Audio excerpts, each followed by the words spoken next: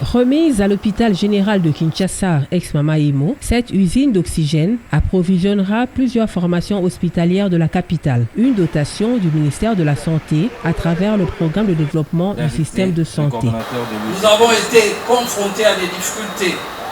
On a essayé à travers la ville d'acheter de l'oxygène chez certains fournisseurs.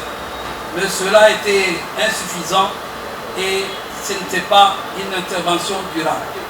Et donc aujourd'hui, avec la mise à disposition de cette usine de fabrication, disons de production d'oxygène, c'est une réponse à ces besoins, mais au-delà, c'est une réponse aux besoins de notre système de santé.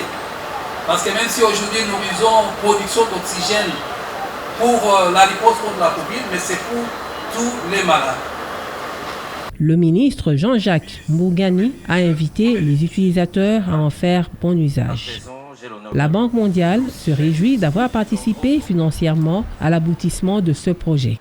C'est un projet qu'on finance depuis des années, mais qui est un projet du ministère de la Santé.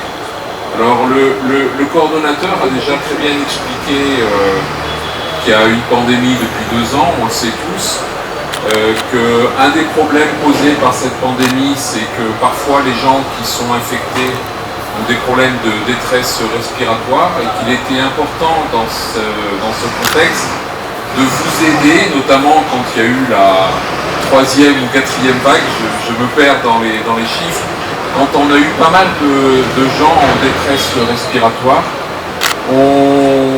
Grâce au projet, on a pu financer l'acheminement de plusieurs millions, de 1,5 million de litres d'oxygène.